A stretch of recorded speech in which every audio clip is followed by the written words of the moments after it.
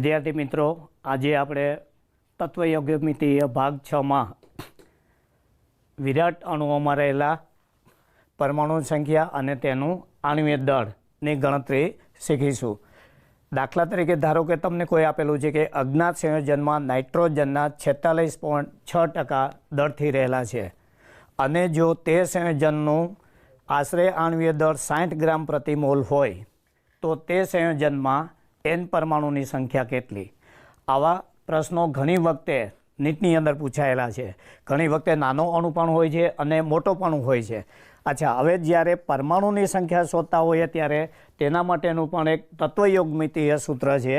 પરમાણુની સંખ્યા ધારો કે લીધી nx, જે તે પરમાણુની સંખ્યા, પછી અહીંયા જે છે એ નાઇટ્રોજન પરમાણુનું દળ ટકાથી આપેલ છે, રાઈટ, અને તેનો આણ્વીય દળ આપેલો છે. તો ફરી પાછું આપણે જે જોયેલું તો એ જ પ્રમાણે આવશે, રાઈટ. સંયોજનનું આણ્વીય દળ, મોલેક્યુલર માસ ઓફ ધ સંયોજન, છેદમાં જે તે તત્વ હોય તેનું પરમાણુ દળ, આણ્વીય દળ છેદમાં પરમાણુ દળ ઇન્ટુ ટકા આપેલા છે, તો સંયોજનના તત્વના આપેલા ટકા છેદમાં 100. જો આ સૂત્ર ફરીથી તમે વાપરશો તો આપેલા સંયોજનના અણુમાં રહેલા કોઈ એક નિશ્ચિત પરમાણુની સંખ્યા તમને મળી શકશે. અચ્છા, હવે અહીંયા જોઈશું તો આપણે નાઇટ્રોજનના ટકા આપેલા છે, નાઇટ્રોજનની પરમાણુની સંખ્યા શોધેલી છે. ધીસ ઇઝ ઇક્વલ ટુ એનું આણ્વીય દળ આપેલું છે 60 અને નાઇટ્રોજનનો પરમાણુ દળ છે 14, રાઈટ, ઇન્ટુ ટકા આપેલા છે 46.6 upon 100. તો આ હિસાબે જો તમે ગણતરી કરશો, રાઈટ, તો નાઇટ્રોજનની જે સંખ્યા જે આવશે 1.99 અટકળે અથવા એપ્રોક્સિમેટલી 2 આવશે, nx નાઇટ્રોજન પરમાણુની સંખ્યા. તો માત્ર આટલી ટૂંકી ગણતરી પણ ફરીથી આ રીતે થઈ શકે છે. બીજું ઉદાહરણ આપણે જોઈશું.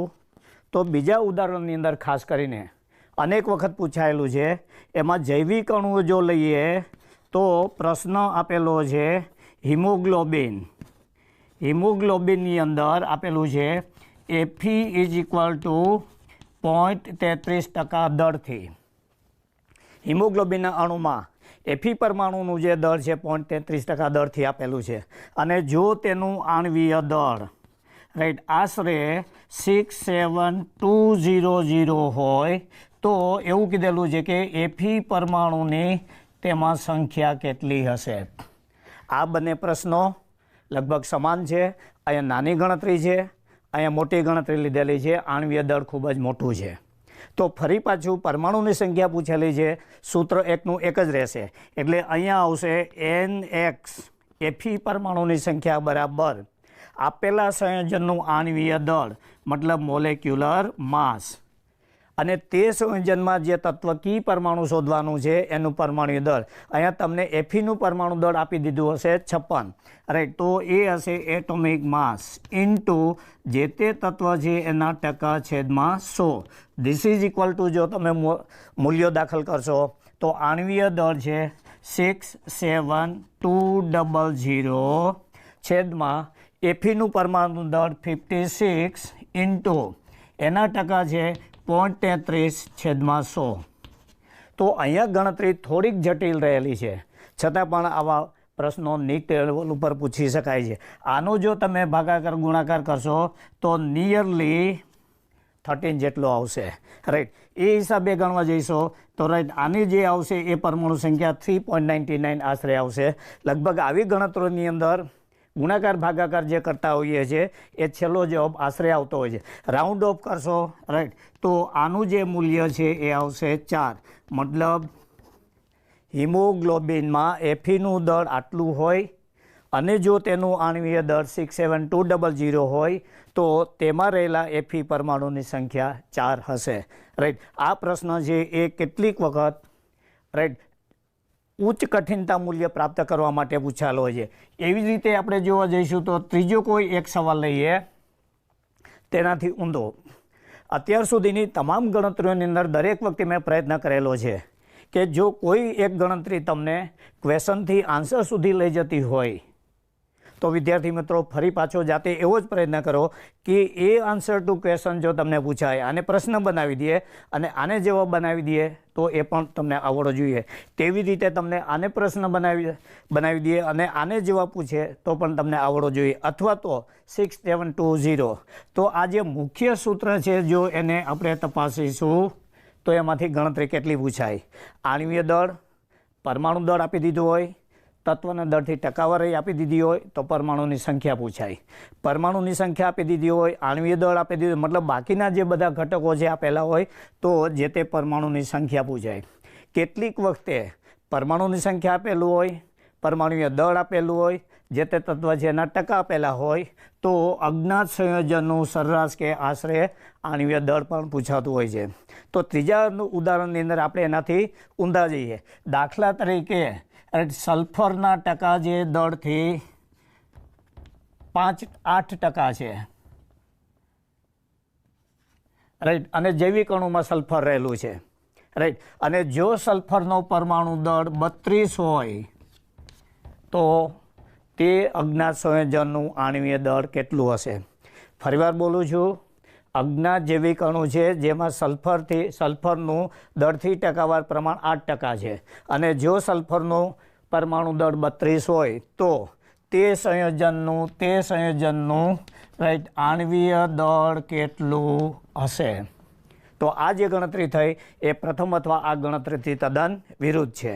અચ્છા, હવે આણ્વીય દળ પૂછેલું છે તો વિદ્યાર્થી મિત્રો એક અહીંયા તમને હું રાઈટ અલગ સૂચન કરું છું કે જ્યારે આણ્વીય દળ પૂછેલું હોય ત્યારે ખાસ ધ્યાન રાખી લો કે જે તે સંયોજનમાં રાઈટ કી અથવા ચાવીરૂપ પરમાણુની સંખ્યા ઓછામાં ઓછી 1 હોય જ. કોઈ પણ સંયોજનમાં જ્યારે તેનું આણ્વીય દળ પૂછે ત્યારે જે ચાવીરૂપ પરમાણુ છે તેની સંખ્યા ઓછામાં ઓછી 1 હોવી જોઈએ, રાઈટ. અચ્છા, તો અહીંયા જે છે આપણે ધારો કે તેનું લઘુત્તમ આણ્વીય દળની વાત કરીએ, રાઈટ. લઘુત્તમ આણ્વીય દળ લેવામાં આવે ત્યારે એસ પરમાણુની સંખ્યા ઓછામાં ઓછી 1 હોય જ. તો આ ગણતરીમાં આવી રીતે તમારે ઓછામાં ઓછી એક સંખ્યા ધારી અને દેવાનું છે. તો હવે ફરી પાછું સૂત્ર મૂકશું તો પરમાણુ સંખ્યા NX = 1, એનું આણ્વીય દળ MW શોધવાનું છે. પરમાણ્વીય દળ AM રાઈટ એ આપેલું છે ઇન્ટુ એના ટકા પણ આપેલા છે upon 100. This is equal two MW આણ્વીય દળ 32 આપેલું છે ઇન્ટુ ટકા આપેલા છે 8 અને 100. તો આ જોશો તો 4થી કેન્સલ થશે અને આ બંનેને સામેની સંખ્યા લઈ જશો તો MW = એનું મૂલ્ય આવશે રાઈટ 400 ગ્રામ પ્રતિ મોલ. તો આ જે થયો એ જવાબ થયો. તો આવી ગણતરીઓ ઘણી વખતે પૂછાયેલી હોય છે, રાઈટ. એટલે કે આપેલા સંયોજનમાં જો તત્વનું ટકાવાર પ્રમાણ આણ્વીય દળ આપી દીધું હોય તો તેની પરમાણુ સંખ્યા પૂછાય. અહીં તેનાથી તદ્દન વિરુદ્ધ પૂછેલું છે કે જેમાં તત્વનું ટકાવાર પ્રમાણ આપેલું છે, રાઈટ, તો તેનું આણ્વીય દળ કેટલું હશે? એટલે કે મુખ્ય સૂત્રની અંદર મેં MW ની ગણતરી પૂછેલી છે. તો અહીંયા દરેક વખતે તમારે એમ ધારી લેવાનું છે કે જ્યારે આણ્વીય દળ પૂછે ત્યારે જે તે સંયોજનમાં ચાવીરૂપ પરમાણુની સંખ્યા ઓછામાં ઓછી 1 ધારી લેવાની છે.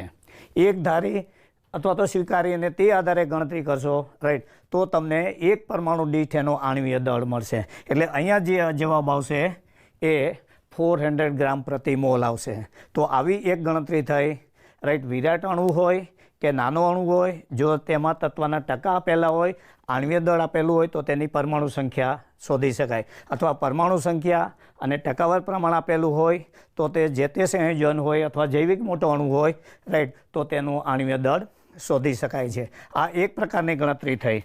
હવે એવી રીતે બીજી એક અગત્યની આ ચેપ્ટરની અંદર ગણતરી છે જેને રાઈટ આપણે કહીશું સરેરાશ પરમાણ્વીય દળ.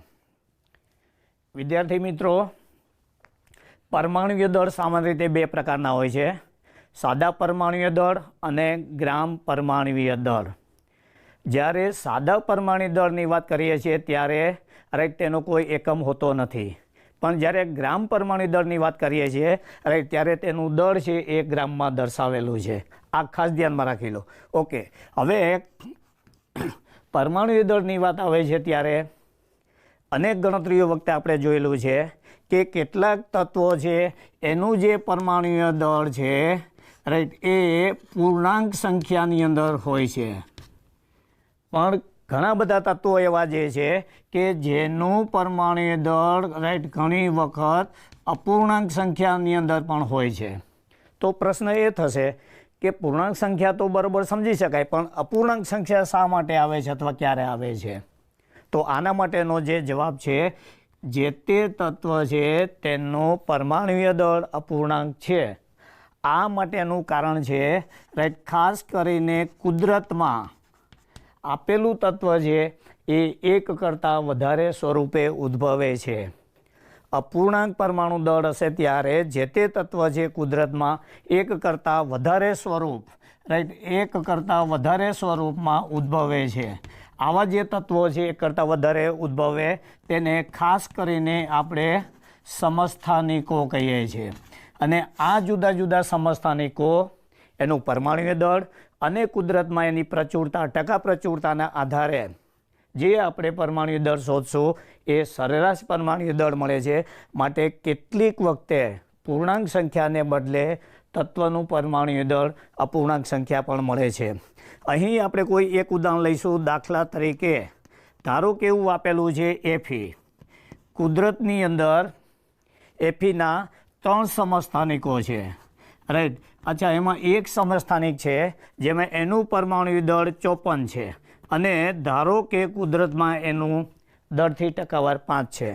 બીજો જે એફીનો પરમાણુ છે એનું પરમાણુ દળ 56 છે અને એનું જે દળથી ટકાવાર પ્રમાણ છે ધારો કે એ 90 છે. ત્રીજો એફી સમસ્થાનિક છે રાઈટ, જેનું 57 છે અને દળથી પ્રમાણ એનું 5% છે. તો પ્રશ્નની અંદર આ જે વસ્તુ એ તમને આપેલી દીધી હશે, જુદા જુદા સમસ્થાનિકો અને કુદરતમાં તેનું ટકાવાર પ્રચુરતા આપેલી હશે. તો હવે જ્યારે ગણતરી કરવામાં આવે ત્યારે ફરી પાછું અહીં એક સૂત્ર બતાવું છું રાઈટ. એટલે કે સરેરાશ પરમાણુય દળ ઇઝ ઇક્વલ ટુ કોઈ એક તત્વનું નહીં, મળતા બધા તત્વોનો સરેરાશ. અચ્છા, ઇઝ ઇક્વલ ટુ સિગ્મા, મતલબ બધાનો સરવાળો રાઈટ. જે તે તત્વ આપેલું છે એનું દળથી ટકાવાર પ્રમાણ રાઈટ ઇન્ટુ જે તે તત્વ છે રાઈટ એનું પરમાણુ દળ રાઈટ. બીજી વસ્તુ કે અહીંયા ટકા પ્રમાણ આપેલું છે એટલે છેદમાં 100 આવશે. તો આ સૂત્રની મદદથી પણ રાઈટ કુદરતમાં મળતા જુદા જુદા સમસ્થાનિકોનો પરમાણુ દળ અને ટકા પ્રચુરતાના આધારે તેનું સરેરાશ અથવા આશરે પરમાણુ દળ શોધી શકાય. હવે જો આ મૂલ્યો છે એને આમાં દાખલ કરવામાં આવશો તો ધીસ ઇઝ ઇક્વલ ટુ 3 જુદા જુદા એફીના સમસ્થાનિકો છે.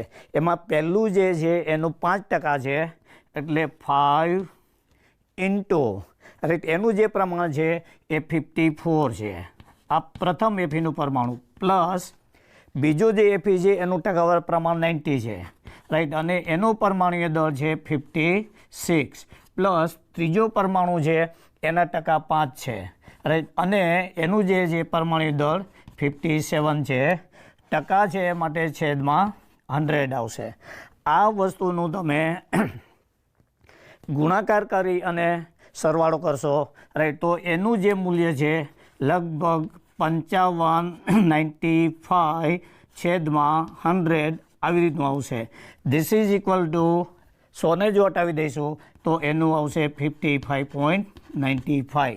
મતલબ 3 એફી પરમાણુ જ્યારે કુદરતમાં ઉદ્ભવે છે ત્યારે તેનું સ્વતંત્ર પરમાણુ દળ લક્ષમાં લેવાને બદલે તેનું સરેરાશ અથવા આશરે પરમાણુ દળ ગણતરીમાં લેવામાં આવે છે.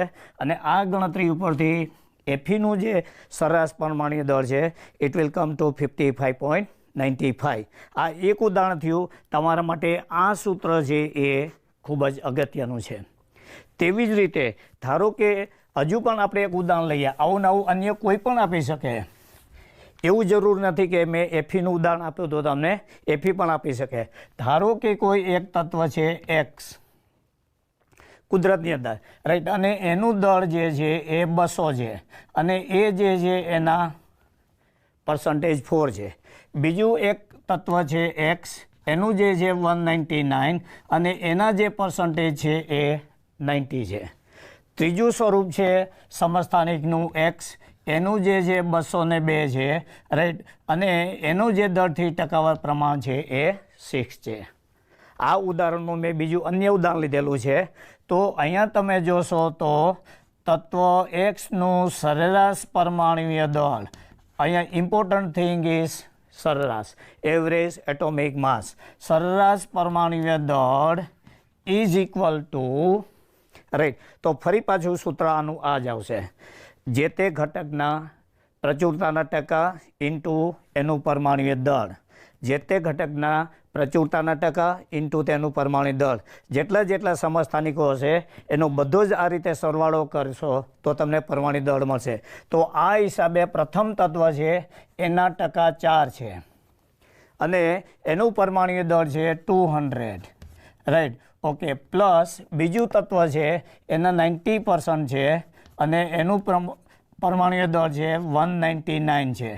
પ્લસ થર્ડ જે છે 6% ઇન્ટુ 202 અપોન 100. ફરી પાછું આ ગણતરીનો સરવાળો અને બાદબાકી કરશો તો લગભગ એનું મૂલ્ય આવશે 199.2 એક્સ પરમાણુનું સરેરાશ પરમાણુય દળ. તો આવી ગણતરીઓ પણ પૂછેલી હોય છે, રાઈટ, કે જેટલા જેટલા ઘટક તત્વો કુદરતમાં મળે છે તેના ટકા અને પરમાણુય દળ. આવી રીતે XYZ મેં લીધેલો છે, કોઈ પણ તમને આપી શકે. ઓકે. એનાથી ઊંધું પણ આવી શકે. દાખલા તરીકે એમ કહે કે એનું પરમાણુ દળ સરસ આટલું છે, 2 તત્વો કોઈ આપી દે તો ત્રીજા તત્વનો પરમાણુ દળ આપેલો હોય તો તેની ટકા પ્રચુરતા કેટલી હશે, અથવા તો તેની ટકા પ્રચુરતા આટલી છે તો તેનું પરમાણુ દળ કેટલું હશે. દરેક વખતે વિદ્યાર્થી મિત્રો હંમેશા ધ્યાન રાખો કે જે ગણતરી એક તમે પ્રશ્નથી આન્સર બાજુ કરેલી છે એવી જ ગણતરી જો તમે આન્સર ટુ ક્વેશ્ચન વિરુદ્ધ દિશામાં કરશો તો રાઈટ ગમે તેવી જટિલ ગણતરી કે પ્રશ્ન અઘરો પૂછેલો છે તો પણ તમને આવડી શકશે. તો 2 અગત્યની ગણતરી આપણે જોઈએ બાદ, એક તો કે જે તે વિરાટ અણુઓ હતા તેનું આણ્વીય દળ અને તેમાં રહેલા પરમાણુની સંખ્યા. ત્યારબાદ બીજી ગણતરી, રાઈટ, કે જે તત્વો કુદરતમાં એક કરતાં વધારે સ્વરૂપે ઉદ્ભવે છે, રાઈટ, તેનું સરેરાશ પરમાણુય દળ. અહીં સૌથી અગત્યની વાત જે મેં કરેલી છે it would be integral and fractional value.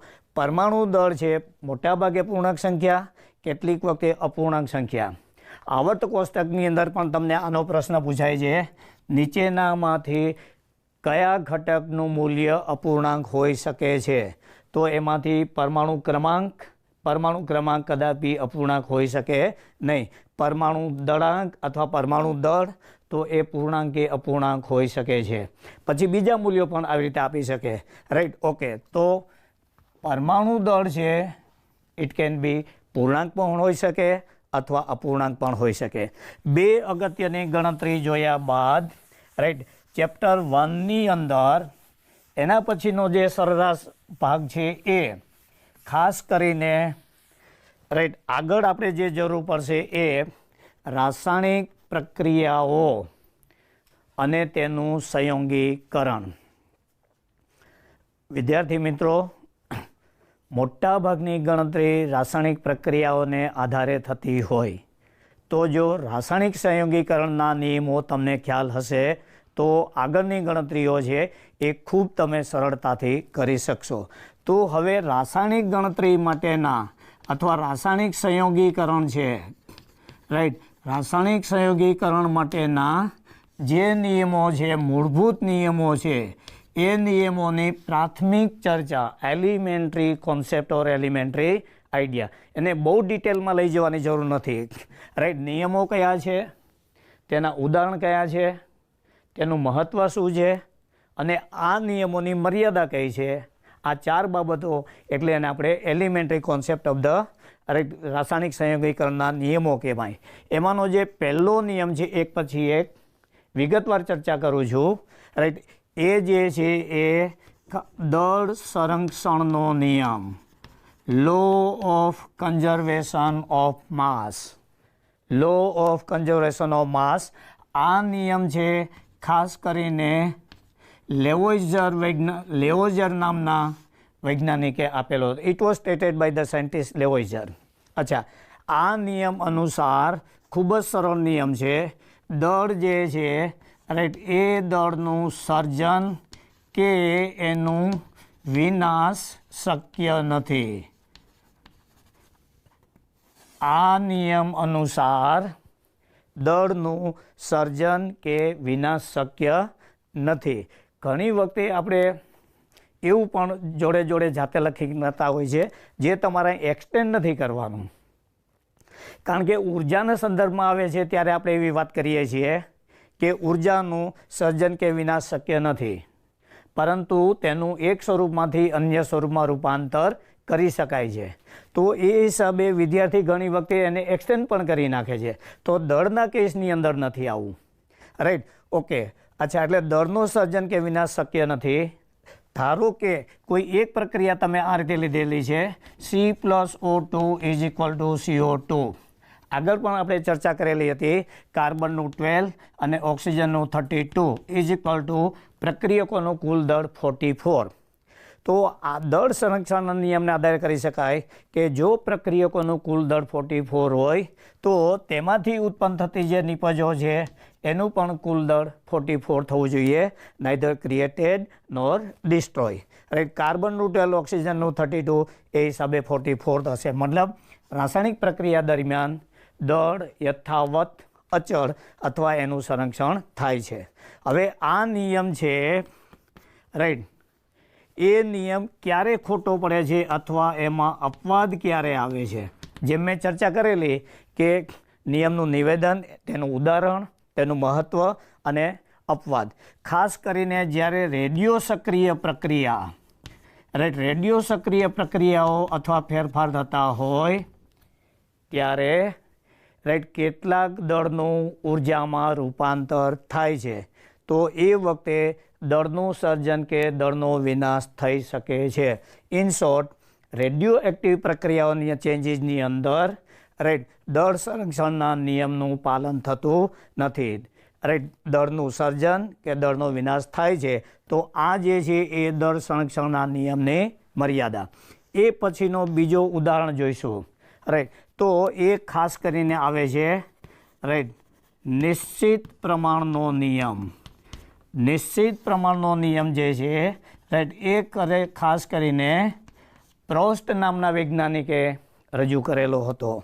Right, તો નિશ્ચિત પ્રમાણનો નિયમ કયો છે, એનું ઉદાહરણ કયું છે અને તેની મર્યાદા કઈ છે, વિગતવાર ચર્ચા કરશું. તો હવે અહીંયા જે હું આપું એ તમને ખાસ કરીને નિવેદનમાં પૂછે છે. દરેકે દરેક જે વાક્યો લખું છું એની ખાસ નોંધ રાખો.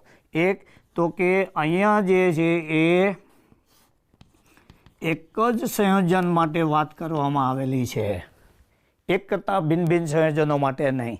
એક જ સંયોજન અને એ જે સંયોજન છે એ શુદ્ધ સ્વરૂપે હોવું જોઈએ. તો કેટલીક વખતે તમને પ્રશ્ન પૂછે કે આપેલું સંયોજન છે નીચેનામાંથી કયા નિયમોને અનુસરે છે. જો એક જ સંયોજનની વાત કરેલી હોય તો દેખી લો એ નિશ્ચિત પ્રમાણના નિયમને જ અનુસરતી હશે. એક જ સંયોજન શુદ્ધ સ્વરૂપે હોય અને જો તેના સ્ત્રોત રાઈટ મતલબ સોર્સિસ જુદા જુદા હોય, જુદી જુદા સ્થાનેથી, અથવા તો તેની જે પદ્ધતિઓ છે એ પદ્ધતિઓ જુદી જુદી હોય, તો એક તો તમારો સેન્ટેન્સ આ બનશે, એક જ શુદ્ધ સંયોજન, પછી સ્ત્રોત જુદા જુદા અથવા મેળવવાની પદ્ધતિઓ જુદી જુદી, પરંતુ તે જે તમે એના દરેક નમૂનામાં રાઈટ દરેક નમૂનામાં જે તે તત્વો આવેલા છે એ તત્વો સમાન હશે અને રાઈટ તેનું દળથી રાઈટ જે પ્રમાણ છે, દળથી જે પ્રમાણ છે અથવા ગુણોત્તર છે રાઈટ એ પણ હંમેશા નિશ્ચિત હશે અથવા તો એ ફિક્સ્ડ હશે. ત્રણ બાબતો તમારે ખાસ ધ્યાનમાં રાખવાની છે. એક જ શુદ્ધ સંયોજન, તેના સ્ત્રોત કે મેળવવાની પદ્ધતિ જુદી જુદી હોઈ શકે છે. આ સંયોજનના દરેક શુદ્ધ નમૂનામાં રહેલા તત્વો સમાન જ હશે અને રાઈટ તે તમામ સંયોજનોમાં ઘટક તત્વોનું જે દરથી પ્રમાણ હશે એ નિશ્ચિત હશે અથવા ફિક્સ્ડ હશે. ધેરફોર આથી આ નિયમને નિશ્ચિત પ્રમાણનો નિયમ law of constant proportion or fixed proportion કહે છે. રાઈટ, ફરીવાર એક જ શુદ્ધ સંયોજન, સ્ત્રોત જુદા જુદા અથવા મેળવવાની પદ્ધતિ જુદી જુદી રાઈટ હોવા છતાં પણ તેના દરેક નમૂનામાં તત્વો સમાન જ હશે અને જે તે તત્વો છે એનું દળથી પ્રમાણ પણ નિશ્ચિત અથવા ફિક્સ્ડ હશે. દાખલા તરીકે ધારો કે આપણે H2Oનું ઉદાહરણ લઈએ. વોટર H2O મેળવવા માટેના સ્ત્રોત અથવા પ્રાપ્તિ કે પદ્ધતિઓ અનેક હોઈ શકે. દાખલા તરીકે તળાવમાં રહેલું પાણી, વરસાદનું પાણી, કૂવાનું પાણી, નદીનું પાણી, ઝાકળનું પાણી અથવા તો હાઇડ્રોજન અને ઓક્સિજનના સંયોજનથી બનાવેલું H2O. તો H2Oના સ્ત્રોત કે તેની પદ્ધતિઓ રાઈટ વિવિધ હોઈ શકે છે, પરંતુ H2Oના શુદ્ધ નમૂનામાં in pure form of H2O right હાઇડ્રોજનના જે છે એ 2 ગ્રામ સંયોજેલા છે અને ઓક્સિજનના છે એ 16 ગ્રામ સંયોજેલા છે. કે મતલબ in 18 gram of pure H2O 2 gram of hydrogen is strictly combined with 16 gram of oxygen. Hence આ જગ્યાએ જે છે એ H2Oના પાણીના દરેક નમૂનામાં હાઇડ્રોજન અને ઓક્સિજન 2 તત્વો સમાન હશે. કૂવામાંથી પાણી લીધેલું હશે તો પણ તેમાં હાઇડ્રોજન અને ઓક્સિજન હશે. દરિયાનું પાણી લીધેલું હશે શુદ્ધ તો તેમાં પણ હાઇડ્રોજન અને ઓક્સિજન, મતલબ અનેક ભિન્ન ભિન્ન સ્ત્રોત હોવા છતાંય તેમાં તત્વો સમાન જ હશે. તદુપરાંત રાઈટ H2Oનો નમૂનો ગમે તે લીધેલો હશે તો તેમાં હાઇડ્રોજન અને ઓક્સિજન 2:16 ગ્રામથી સંયોજિત થયેલા છે. એટલે કે એનો સાદો ગુણોત્તર છે એ તમે 1:8 પણ લઈ શકો. Right, okay. એવી રીતે ધારો કે આપણે કાર્બન ડાયોક્સાઇડનું ઉદાહરણ લઈએ. રાઈટ, તો કાર્બન ડાયોક્સાઇડની અંદર 12 gram of carbon is combined with right 60 to 32 gram of oxygen. મતલબ in a pure sample of the 44 gram carbon dioxide, 12 gram of carbon and 32 gram of oxygen are strictly combined. અચ્છા, હવે CO2 મેળવવાના સ્ત્રોત જુદા જુદા હોય અથવા તેની પદ્ધતિ જુદી જુદી હોય. જેમ કે અહીંયા હું ઉદાહરણ આપીને સમજાવું છું. C+O2 is equal to carbon dioxide. કાર્બનને હવામાં સળગાવીને કાર્બન ડાયોક્સાઇડ બનાવેલો છે. અથવા તો ધારો કે કેલ્શિયમ કાર્બોનેટ છે CaCO3 એને ગરમ કરેલો છે અને એમાંથી પણ કાર્બન ડાયોક્સાઇડ મેળવેલો છે. તો in both the cases you will see કે જો આ કાર્બન ડાયોક્સાઇડના નમૂના સંપૂર્ણપણે શુદ્ધ હોય તો રાઈટ બંનેની અંદર કાર્બન જે છે એ 12 ગ્રામ છે અને ઓક્સિજન છે એ 16 ગ્રામ છે. હેન્સ રાઈટ સંયોજનમાં જે તત્વનું ટકાવાર પ્રમાણ છે it is independent of its sources. તેના સ્ત્રોતથી કે મેળવવાની પદ્ધતિથી સ્વતંત્ર છે, તેના પર આધારિત નથી. તો અહીંયા જે મેં ગણતરી કરેલી છે 1, 2, 3 અને 4 4 મુદ્દા છે એ તમને 4 વિકલ્પો સાચા ખોટા ખોટા સાચા એવી રીતે કમ્બાઈન કરીને આપી શકે. જેમ કે નિશ્ચિત પ્રમાણના નિયમ અનુસાર રાઈટ સંયોજનના શુદ્ધ નમૂનામાં ઘટક તત્વોનું પ્રમાણ જુદું જુદું હોઈ શકે છે. તો ક્યારેય જુદું જુદું હોતું નથી, હંમેશા ફિક્સ્ડ હોય. અચ્છા, શુદ્ધ સંયોજન મેળવવાની પદ્ધતિ બદલાય તો ઘટક તત્વોનું પ્રમાણ બદલાય છે. ખોટું. પદ્ધતિ બદલશો તો પણ proportion of the element will remain fixed. અચ્છા, હવે પ્રશ્ન આવે છે કે આ નિયમ ખોટો ક્યારે પડે છે? રાઈટ, તો એ જે થયું એ જે બનશે એ બનશે એનું અપવાદ બનશે. Exception two this rule. અપવાદ સ્વરૂપે અહીંયા જે લીધેલું છે સમજો કે કાર્બન 12 લીધું, બીજા કેસની અંદર પણ કાર્બન છે એ 12 લીધેલું છે. તો બંનેની અંદર રાઈટ ઘટક તત્વોનું પ્રમાણ નિશ્ચિત અથવા ફિક્સ્ડ આવશે. પણ એને બદલે ધારો કે કાર્બન 12ને બદલે 14થી તમે શરૂઆત કરી અને ઓક્સિજન સાથે સંયોજાયું અને કાર્બન ડાયોક્સાઇડ બન્યું રાઈટ, તો અહીંયા કાર્બન 44 છે. તો અત્યારે જે તમને કાર્બન 12 આવતું હતું એને બદલે અહીંયા આવશે 14 + 32 ઇઝ ઇક્વલ ટુ કાર્બનનું જે આણ્વિક દળ 44 આવતું હતું હવે એને બદલે આવશે 46. મતલબ આ કેસની અંદર ઘટક તત્વોનું પ્રમાણ કાર્બન 12 હતું ત્યારે 12 gram of carbon is combined with 16 gram. જ્યારે તેનો સમસ્થાનિક 14 લીધું ત્યારે instead of 12 14 gram of carbon is combined with 32 gram. મતલબ ઘટક તત્વોનું પ્રમાણ જે ફિક્સ્ડ હતું એ હવે બદલાઈ જાય છે. તો આપણે કહી શકીએ કે જો નિશ્ચિત પ્રમાણના નિયમની અંદર જે તે તત્વ છે તેનો સમસ્થાનિક આઇસોટોપ બદલાઈ જાય તો તેના ઘટક તત્વનું પણ પ્રમાણ બદલાશે.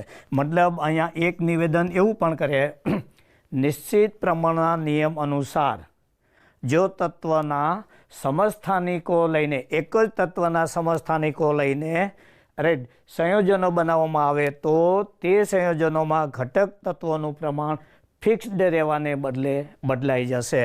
હેન્સ તત્વના સમસ્થાનિકો દાખલ કરશો તો તત્વનું પ્રમાણ બદલાઈ જશે.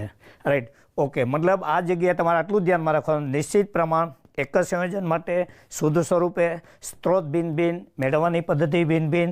તો જેટલા નમૂના તમે એકત્રિત કરેલા હશે કે બનાવેલા હશે એ તમામ નમૂનાઓ તત્વોનું પ્રમાણ સરખું હશે અને દળથી તેનું ટકાવાર પ્રમાણ પણ સમાન હશે. સમસ્થાનિક વાપરવામાં આવે તો આ નિયમનું પાલન થશે નહીં. બે અગત્યના નિયમો ડિસ્કસ કર્યા પછી રાસાયણિક સંયોગીકરણનો ત્રીજો અગત્યનો નિયમ જે કેટલીક વખત કોમ્પિટિટિવ એક્ઝામની અંદર પૂછેલો છે એ જે નિયમ છે એ આવે છે ડાલ્ટનનો ગુણક પ્રમાણનો નિયમ. ડાલ્ટનનો ગુણક પ્રમાણનો નિયમ law of multiple proportion of Dalton. અહીંયા શબ્દ આવે છે ગુણક. છેલ્લે પાંચે પાંચ નિયમોને ભેગા કરીને હું સમજાવીશ. પ્રથમ નિયમ હતો દળ સંરક્ષણ. એ શબ્દને તમે પકડી રહેશો તો એના આધારે તમને હેતુલક્ષી પ્રશ્ન પૂછશે એ આવડી શકશે. બીજો નિયમ જે આપણે ચર્ચા કરેલી હતી એ નિશ્ચિત પ્રમાણ. તો નિશ્ચિત પ્રમાણ શબ્દને તમે પકડી રાખો તો નિશ્ચિત પ્રમાણનો નિયમ તમે સરળતાથી સમજી શકશો. આ નિયમની અંદર કયો શબ્દ પકડી રાખવાનો છે? ગુણક પ્રમાણ, મલ્ટિપલ પ્રપોર્શન. અચ્છા, હવે આ નિયમ છે એ આપણે સમજવા માટે ખૂબ જ ધીરજ અને સાવચેતીપૂર્વક ઉદાહરણ લઈશું. પહેલું તો અહીંયા જે અગત્યનું છે એ તમારે બે તત્વો લેવાના છે. પહેલાની અંદર હતું માત્ર એક શુદ્ધ સંયોજન. અહીંયા જે છે એ તમારે બે ભિન્ન ભિન્ન તત્વો લેવાના છે અને આ જે બે ભિન્ન ભિન્ન તત્વો છે એમાંથી એક કરતાં વધારે સંયોજનો બને. આ બીજો મહત્વનો મુદ્દો. ગુણક પ્રમાણનો નિયમ એવો હોવો જોઈએ કે જેમાં બે તત્વો હોય. બે તત્વો માટે આપણે એક શબ્દ વાપરશું દ્વિઘટકીય. દ્વિઘટકીય મતલબ એને કહીશું બાઇનરી કમ્પાઉન્ડ. દ્વિઘટકીય સંયોજનો બે તત્વોમાંથી બે ભિન્ન તત્વોમાંથી એક કરતાં વધારે સંયોજનો બનાવવામાં આવે ત્યારે એક તત્વના બેમાંથી કોઈ એક તત્વના નિશ્ચિત દળ ફિક્સ્ડ માસ નિશ્ચિત દળ સાથે સંયોજાતા. હવે આ અગત્યનું છે. બીજા તત્વના વિવિધ દળ છે એ એકબીજાના સરળ ગુણક પ્રમાણમાં હોય છે અથવા સરળ સંખ્યામાં હોય છે. ફરી પાછું અહીંયા તમને નિવેદન આપી અને 4 વિકલ્પો બનાવી શકે જેમાં એક સાચું 3 ખોટા અથવા 3 સાચા અને 1 ખોટું આવી રીતે બનાવી શકે. તો અહીંયા પહેલી ફર્સ્ટ રિક્વાયરમેન્ટ ઇઝ બે તત્વો લેવાના છે, બે કરતાં વધારે નહીં. બે કરતાં વધારે તત્વોવાળું સંયોજન આપશે તો ડાલ્ટનનો જે પ્રમાણ છે એ વાયોલેટ ગણાશે અથવા તો દ્વિઘટકીય. પછી એક કરતાં વધારે સંયોજનો એટલે બે સંયોજનો પણ હોઈ શકે અને 3 સંયોજનો કે 4 સંયોજનો પણ હોઈ શકે. પછી એમાંથી કોઈ એક તત્વ છે, 2 પૈકીના એક તત્વ છે એનું પ્રમાણ નિશ્ચિત રાખવાનું છે અને આ નિશ્ચિત પ્રમાણ સાથે બીજા તત્વના જે દળ સંયોજાય છે એ સરખામણી કરવાની છે.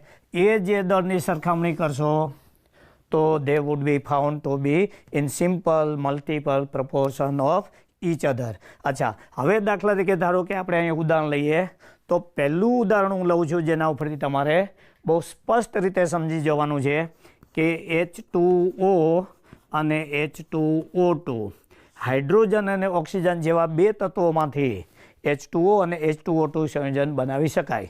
અચ્છા, આ જે સંયોજન છે એમાં હાઇડ્રોજન અને ઓક્સિજન છે. હાઇડ્રોજનનું પ્રમાણ 2 ગ્રામ છે, ઓક્સિજનનું પ્રમાણ 6 ગ્રામ છે. અહીંયા પણ હાઇડ્રોજનનું પ્રમાણ 2 ગ્રામ છે, ઓક્સિજનનું પ્રમાણ 32 છે. તો ઓક્સિજનને સરખું રાખીને એ જ સરખાવી શકાય અથવા એ જને અચળ રાખીને ઓક્સિજન સરખાવી શકાય. અહીંયા ધારો કે આપણે હાઇડ્રોજન છે એને ફિક્સ્ડ રાખી દઈએ, જેને આપણે પ્રથમ તત્વ કીધું છે, રાઈટ. એક તત્વના નિશ્ચિત દળ, અહીંયા આપણે હાઇડ્રોજનને નિશ્ચિત રાખીએ છીએ, સાથે સંયોજાતા બીજા તત્વના વિવિધ દળ. આ બીજું તત્વ છે એના વિવિધ દળ છે 69. તો આ જે છે એ 16:32 ઓર ઇટ ઇઝ 1:2. તો પ્રથમ તત્વના નિશ્ચિત દળ સાથે સંયોજાતા બીજા તત્વના વિવિધ દળ, મતલબ હવે તમારે આ નથી જોવાનું. You have to compare only the different masses of oxygen. સંયોજાતા બીજા તત્વના વિવિધ દળ એકબીજાના સરળ ગુણક પ્રમાણમાં અથવા સાદા ગુણોત્તરમાં હોય છે. It can never be a fractional value. એટલે કે ઓક્સિજનના વિવિધ દળ છે એ 16:2 અથવા તો 1:2 પ્રમાણમાં હોય છે. ઓકે, આ ઉદાહરણ સમજવા માટે બીજું એક વધારે મોટું ઉદાહરણ લઈશું કે જેથી તમને ખ્યાલ આવે. દાખલા તરીકે નાઇટ્રોજન અને ઓક્સિજન છે, એમાંથી નાઇટ્રોજનના ઓક્સાઇડ બનાવી શકાય. તો પહેલો મુદ્દો આવશે NO, નાઇટ્રિક ઓક્સાઇડ. એમાં જે છે નાઇટ્રોજન અને ઓક્સિજનનું અણુસૂત્રને આધારે પ્રમાણ. તો 14 gram of nitrogen is combined with 16 gram of oxygen. અચ્છા, હજુ આપણે દાખલા તરીકે N2O લઈશું, રાઈટ. તો નાઇટ્રોજનનું સમાવેશ દળ છે એ 28 છે અને ઓક્સિજન છે એ 16 છે. ઓકે, અહીંયા N2O લઈ લઈએ. અહીંયા આવશે 28, અહીંયા આવશે 16. અચ્છા, અહીંયા આવશે NO, right. It would B 14 and 16. અચ્છા, પછી ધારો કે આપણે લીધું N2O3. તો નાઇટ્રોજનનું સમાવેશ દળ છે એ 28 છે અને આ જે છે એ 48 છે. Okay, right. એ લીધા પછી ધારો કે આપણે લઈશું NO2. તો નાઇટ્રોજનનું જે 14 છે, આ જે છે એ N2O5 લઈ લઈએ, રાઈટ. એટલે આ બનશે 28 અને આ બનશે 80. આવા બીજા ઓક્સાઇડ પણ લઈ શકાય. હવે આ જે છે આણ્વીય સૂત્ર અનુસાર છે. હવે ધારો કે બેમાંથી એવું જરૂર નથી કે નાઇટ્રોજનનું તમે ફિક્સ રાખી શકો, તમે ઓક્સિજનનું ફિક્સ રાખી અને નાઇટ્રોજનની કમ્પેર કરી શકો. આ કેસની અંદર મેં નાઇટ્રોજનનું ફિક્સ લેવાનું છે. અચ્છા, હવે નાઇટ્રોજનનું જે ફિક્સ દળ છે, નાઇટ્રોજનનું જે ફિક્સ દળ છે, રાઈટ. ઓકે, એ ધારો કે હું 14 લઉં, લઘુત્તમ દળ. તો અહીંયા 28 છે એટલે 14 સાથે ઓક્સિજનનું જે દળ છે એ 8 આવશે. અચ્છા, અહીંયા 14 છે, રાઈટ. તો એની જોડે જે આવશે એ 16 આવશે. અહીંયા 28 છે એટલે અહીંયા 14 કરીશ, અડધું કર્યું તો આ જે છે એ 24 થશે. એવી રીતે અહીંયા 28 છે, 14 લેવા જઈશ, રાઈટ. અડધું કર્યું તો આ જે બનશે એ 40 બનશે. હવે આગળ જોયું તેમ 2 પૈકી એક તત્વનું દળ જે છે એ નિશ્ચિત છે, ધ્યાનમાં રાખી લો. બીજું જે તત્વ છે એના જુદા જુદા ભિન્ન ભિન્ન દળ છે એ તમારે સરખાવવાના છે. જો વિદ્યાર્થી મિત્રો તમને આટલી જ ખબર પડી જાય કે 2 પૈકીના કોઈ એક તત્વનું દળ નિશ્ચિત રાખવાનું છે અને એની સાથે સંયોજતા બીજા તત્વનું દળ જે જુદા જુદા દળ છે એની સરખામણી કરવાની છે. આ નિયમ એ જ કહે છે keeping the mass of one element constant comparing the masses of second element. હવે આની સરખામણી કરવાની છે. આની સરખામણી કરશો તો રાઈટ અહીંયા તમને જોવા મળશે 1:2 અથવા 8:16 રાઈટ. અહીંયા આવશે 3 આવશે રાઈટ અને અહીંયા આવશે 5 અથવા 4 પણ આવી શકે. તો આ જે બધા પ્રમાણ છે દે આર સરળ ગુણક પ્રમાણમાં છે. સંયોજાતા બીજા તત્વના વિવિધ દળ, સંયોજાતા બીજા તત્વના વિવિધ દળ એકબીજાના સરળ ગુણક પ્રમાણમાં હોય છે. સંયોજાતા બીજા તત્વના વિવિધ દળ એકબીજાના સરળ ગુણકમાં હોય છે. આ નિયમ પણ જો તત્વને બદલે તેનો સમસ્થાનિક લેવામાં આવે રાઈટ તો આ નિયમનું પાલન થતું નથી. મતલબ in case of isotope this law is violated. તો હેતુલક્ષી માટે એક આ પ્રશ્નો ધ્યાનમાં રાખો. ઓનલી દ્વિઘટકીય સંયોજનો, પછી એક કરતાં વધારે સંયોજનો માટે તો સાપેક્ષ સરખામણી થાય. પછી કોઈ એક તત્વનું નિશ્ચિત દળ રાખવાનું છે, તેની સાથે સંયોજતા બીજા તત્વના વિવિધ દળો છે એની સરખામણી કરવાની છે. અને આ વિવિધ દળો જે છે એકબીજાના સળગ ગુણક પ્રમાણમાં હોય છે. જો તત્વને બદલે તેનો સમસ્થાનિક લેવામાં આવે તો આ નિયમનું પાલન થતું નથી. ઓકે, ડાલ્ટનનો ગુણક પ્રમાણનો નિયમ છે એ ઘણી વખતે સ્પર્ધાત્મક પરીક્ષાની અંદર પૂછાયેલો છે. અચ્છા, ત્રીજો નિયમ લીધા બાદ રાઈટ એના પછીનો જે ચોથો નિયમ છે રાસાયણિક સમીકરણનો, એ જે છે એ વ્યસ્ત પ્રમાણનો નિયમ, વ્યસ્ત પ્રમાણનો નિયમ અથવા સંયોજિત ભારનો નિયમ, આવા જુદા જુદા સ્વરૂપે રાઈટ એને રજૂઆત કરવામાં આવે છે. This law is stated by the scientist Richard. કેટલી વખતે આટલો સરળ પ્રશ્ન પણ પૂછી નાખતા હોય છે કે આ નિયમ કયા વૈજ્ઞાનિકે રજૂ કરેલો હતો. હવે વ્યસ્ત પ્રમાણનો નિયમ છે અથવા તો સંયોજિત ભારનો નિયમ છે, law of reciprocal or law of combining mass. અચ્છા, હવે આ તમારે કેવી રીતે લેવાનું છે?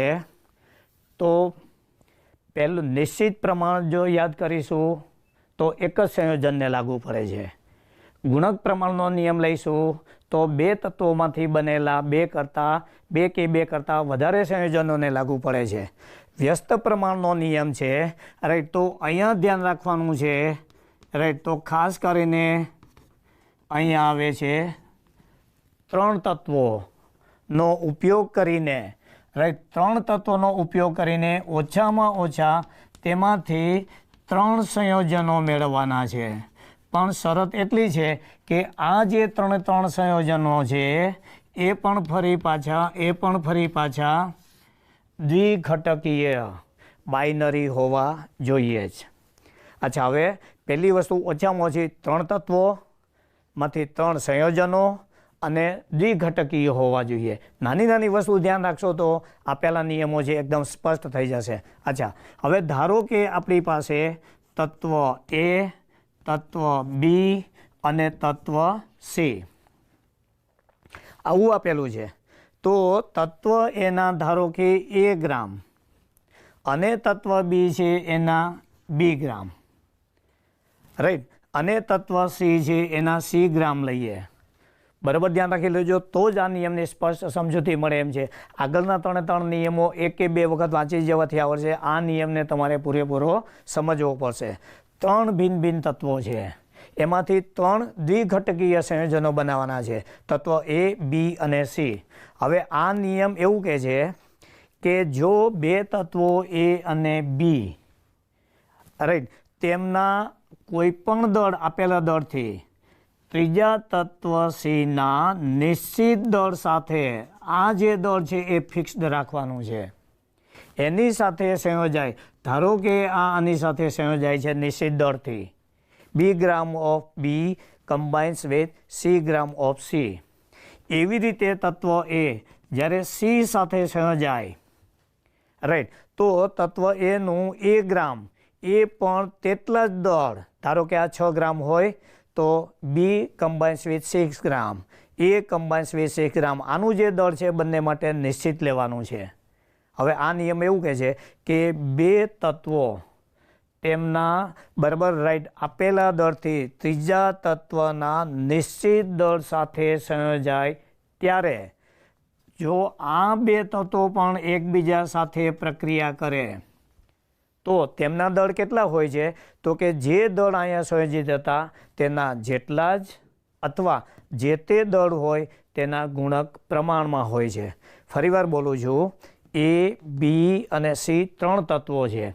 3 તત્વોમાંથી રાઈટ ઓકે તત્વ એનું A ગ્રામ તત્વ Cના નિશ્ચિત C ગ્રામ સાથે જોડાય છે. એવી રીતે તત્વ B સંયોગીકરણ પામીને B ગ્રામ દળ તત્વ Cના C ગ્રામ સાથે, ધારો કે અહીંયા 6 ગ્રામ એ સાથે લીધેલું હોય તો આની સાથે પણ 6 ગ્રામ જ લેવાનું છે. આ ગમે તે બદલાઈ શકે. હવે એવું કહે છે કે જો A અને B એવી રીતે પ્રક્રિયા કરે તો અહીંયા જે A અને B થતા હતા એ ક્યાં તો A અને B જેટલા જ હશે અથવા એના સાદા ગુણકમાં હશે કે બીનું જે દળ છે એના સાદા ગુણકમાં હશે. આ ઉદાહરણ સમજવા માટે રાઈટ કોઈ એક ચોક્કસ રાસાયણિક સમીકરણનું ઉદાહરણ લઉં છું. દાખલા તરીકે ધારો કે કાર્બન અને સલ્ફર બે તત્વો છે જે A અને B ને સમતુલ્ય ગણીશું. ત્રીજું તત્વ છે આપણી પાસે ધારો કે ઓક્સિજન. હવે કાર્બન અને ઓક્સિજન જ્યારે સંયોજન પામશે ત્યારે સમજો કે એમાંથી બને છે CO2 carbon dioxide. Sulphur oxygen સાથે સંયોજાય છે ત્યારે ધારો કે એમાંથી બને છે સલ્ફર ડાયોક્સાઇડ. તો અહીંયા જે C તત્વ છે ઓક્સિજન સમજવાનું. હવે જોઈ શકશો કે અહીંયા કાર્બન જે છે એનું 12 ગ્રામ અને સલ્ફર જે છે એનું 16 ગ્રામ. 12 gram carbon is combined with 32 gram of oxygen. 32 gram of sulfur is combined with 32 gram of oxygen. મિત્રો હવે જે સમજાવું એ ખાસ ધ્યાન રાખી લો. 5 જ મિનિટ બાકી રહી. ઓકે રાઈટ મિત્રો હવે જે સમજાવું એ ધ્યાન રાખી લો. રાઈટ ખાસ કરીને અહીંયા ઓક્સિજનનું જે 32 ગ્રામ જે દળ છે એ રાખેલું છે ફિક્સ્ડ રાખેલું છે. મતલબ 32 ગ્રામ ઓક્સિજન સાથે 32 ગ્રામ સલ્ફર સંયોજાયેલું છે. રાઈટ 32 ગ્રામ સાથે 12 ગ્રામ સંયોજાયેલું છે. ઓકે રાઈટ તો અહીંયા જે હવે આપણે લઈશું 32 ગ્રામ સલ્ફર સંયોજિત છે. આ સંયોજિત છે, પરમાણુ દળ નથી. હવે એવું કહે છે કે જો કાર્બન અને સલ્ફર એકબીજા સાથે સંયોજાય અને કાર્બન ડાયસલ્ફાઇડ બનાવે તો કાર્બન અને સલ્ફરના દળ કેવા હશે? ઇઝ આન્સર્ડ બાય વ્યસ્ત પ્રમાણના નિયમથી આન્સર આપી શકાય છે. ફરીવાર ઝડપથી બોલી દઉં. કાર્બન, સલ્ફર અને ઓક્સિજન 3 તત્વો લીધેલા છે. આ 3 તત્વોમાંથી દ્વિઘટકીય 3 સંયોજનો બનાવેલા છે. કાર્બન ઓક્સિજન સાથે જોડાય તો CO2 બનાવે, જેમાં ફિક્સ્ડ માસ ઓફ ઓક્સિજન 32 ગ્રામ સાથે 12 ગ્રામ કાર્બન સંયોજિત થયેલો છે. બીજા કેસની અંદર પણ હવે જો અહીંયા 32 લીધેલો છે તો અહીંયા પણ 32 ગ્રામ જ ઓક્સિજન લેવો પડશે. રાઈટ ત્રીજા તત્વનું ફિક્સ્ડ માસ હોવું જોઈએ. એની સાથે સંયોજતા સલ્ફરનું દળ 32 છે. અર્થાત આ બંને સંયોજનોની અંદર કાર્બન અને સલ્ફરના ઓક્સિજનના ફિક્સ્ડ પ્રમાણ સાથે સંયોજિત થતા દળ અનુક્રમે 12 અને 32 છે. હવે આ નિયમ એવું કહે છે કે જો કાર્બન અને સલ્ફર એકબીજા સાથે જોડાય પરસ્પર રાઈટ તો તેમના દળ કેવા હશે? તો કે કાર્બન ક્યાં તો 12 ગ્રામનો ઉપયોગ કરશે અથવા 12 ગ્રામના ગુણક હશે. 12 ગ્રામ હોઈ શકે, રાઈટ 24 ગ્રામ હોઈ શકે, એનું અડધું 6 ગ્રામ પણ હોઈ શકે. તેવી રીતે સલ્ફર છે એ 32 પણ સીધું હોઈ શકે અથવા 32ના ગુણક પણ હોઈ શકે. હેન્સ કાર્બન અને સલ્ફર જોડાય ત્યારે રાઈટ તેમના સંયોજિત થતા દળના મૂલ્યો બરાબર આટલા જ હશે અથવા જે મૂલ્યો મેં અહીંયા દર્શાવેલા હશે એના સરળ ગુણક પ્રમાણમાં હશે. તો ત્રીજો નિયમ છે એ ખાસ કરીને 3 તત્વો, એમાંથી 3 ભિન્ન ભિન્ન સંયોજનો બનાવવાના. 3 સંયોજનો દ્વિઘટકી હોવા જોઈએ. તો અહીંયા જે તમે ઉદાહરણ જોશો એ એક આવે છે કાર્બન ડાયોક્સાઇડ, બીજું આવે છે સલ્ફર ડાયોક્સાઇડ, ત્રીજું આવે છે રાઈટ SO2, CO2 અને CS2. 3 સંયોજનો છે, 3 દ્વિઘટકીય છે. હવે વિદ્યાર્થી મિત્રો સૌથી કઠિન પ્રશ્ન અહીંયા એ આવે છે કે સમજો કે આવા 3 ઉદાહરણ તો તમને આપી દીધા, તમે કેવી રીતે નક્કી કરશો કે આ આપેલો જે જવાબ છે એ સાચો છે? તો દરેક વખતે એક ખાસ ધ્યાન રાખી લો, રાઈટ, જે 2 તત્વો તમે સંયોજાયેલા છે એનો ખાસ ગુમાવેલા કે મેળવેલા ઇલેક્ટ્રોનની સંખ્યા સરખી હોવી જોઈએ. માત્ર અણુસૂત્રોને ફટાફટ કાર્બન છે, ઓક્સિજન છે, સલ્ફર છે, એટલે બધાના દ્વિઘટકી અને બધા જ આ રીતે મળી આવે છે. માટે મોટાભાગના વિદ્યાર્થીઓ એવું કહે છે કે આ સૂત્ર સાચું છે. No doubt in this case આ સાચું છે, રાઈટ. પરંતુ જ્યારે અન્ય ઉદાહરણ લેવા જઈશું, દાખલા તરીકે ધારો કે CaCl2 HCl, રાઈટ, અને CaH2, તો અહીંયા પણ 3 ભિન્ન તત્વો લીધેલા છે, કેલ્શિયમ, ક્લોરીન અને હાઇડ્રોજન. એમાંથી પણ 3 સંયોજનો બનાવેલા છે. તો પહેલું કામ તમારે એ ચેક કરવાનું છે કે જે 2 તત્વો સરખાવો છો એને ગુમાવેલા કે મેળવેલા ઇલેક્ટ્રોનની સંખ્યા સરખી છે કે નહીં. અહીં કેલ્શિયમ એ +2 ઓક્સિડેશનાંક છે, મતલબ 2 ઇલેક્ટ્રોન ગુમાવેલું છે, રાઈટ. અહીંયા હાઇડ્રોજનનો -1 છે, કેલ્શિયમ +2 છે, મતલબ 2 ઇલેક્ટ્રોન ગુમાવેલા છે. તો બંને કેસની અંદર કેલ્શિયમ સમતુલ્ય છે. અચ્છા, હવે વાત આવે છે હાઇડ્રોજન. તો અહીંયા હાઇડ્રોજનનો ઓક્સિડેશનાંક -1 છે, 1 ઇલેક્ટ્રોન મેળવેલ છે. અહીંયા હાઇડ્રોજન છે એનો ઓક્સિડેશનાંક +1 છે, મતલબ 1 ઇલેક્ટ્રોન ગુમાવેલ છે. તો ગુમાવેલા કે મેળવેલા ઇલેક્ટ્રોનની સંખ્યા સરખી હોવી જોઈએ, તો જ આ નિયમનું પાલન થશે. અથવા Cl છે એને 1 ઇલેક્ટ્રોન મેળવેલ છે, માટે Cl1. અચ્છા, અહીંયા 2 Cl છે, ઓક્સિડેશનાંક 2 થશે, 1 Cl માટે 1 છે. તો બંને કેસની અંદર Cl પરમાણુ 1, મતલબ મેળવેલા કે ગુમાવેલા ઇલેક્ટ્રોનની સંખ્યા, રાઈટ, તમામ, રાઈટ, એના દ્વિઘટકે સંયોજનોની અંદર સરખા હોવા જોઈએ. હવે જે હું અહીંયા સમજાવું એના ઉપર ખાસ ધ્યાન આપો. ફોર એક્ઝામ્પલ, સમજો કે તમને આપેલું છે N2O5, NH3 અને H2O. મોટાભાગની રાષ્ટ્રીય કક્ષાની સ્પર્ધામાં આ જોયેલું છે. અહીંયા જોશો તો નાઇટ્રોજને 5 ઇલેક્ટ્રોન ગુમાવેલા છે, નાઇટ્રોજને 3 ઇલેક્ટ્રોન મેળવેલા છે.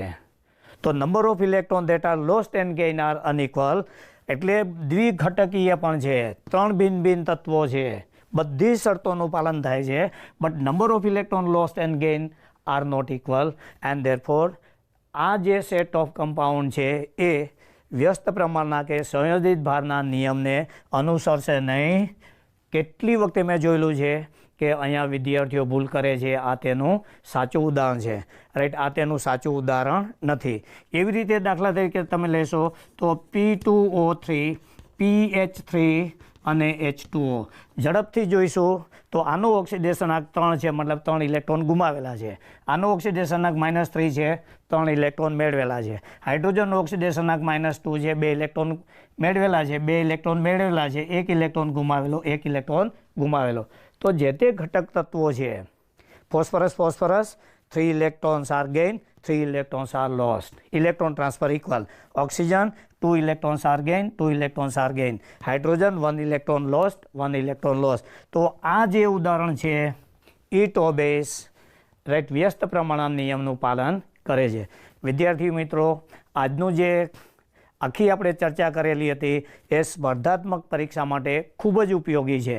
ખાસ કરીને, રાઈટ, મોટા અણુની અંદર જે તે પરમાણુની સંખ્યા અને તેનું આણ્વીય દળ, એ લીધા પછી કુદરતમાં મળતા વિવિધ સમસ્થાનિકો, સાપેક્ષ પ્રમાણ અને સરેરાશ આણ્વીય દળ, ત્યારબાદ, રાઈટ, રાસાયણિક સંયોગીકરણના અગત્યના નિયમો, જેમાં દળ સંરક્ષણ, નિશ્ચિત પ્રમાણનો નિયમ, ગુણક પ્રમાણનો નિયમ અને વ્યસ્ત પ્રમાણનો અથવા તો સંયોજિત ભાર પ્રમાણનો નિયમ સમાવેશ થાય છે. આ ઉપરાંત પણ એક ગેલિયુસેકના વાયુકત સંયોજનનો નિયમ છે જે ખૂબ સરળ છે. અન્ય ઉદાહરણ ઉપરથી પણ એ તમે સમજી શકશો. આના પછીના એપિસોડની અંદર, રાઈટ, સંયોજનો અંગેની તત્વ યોગ્યતા વિશે ચર્ચા કરશું. Thank you.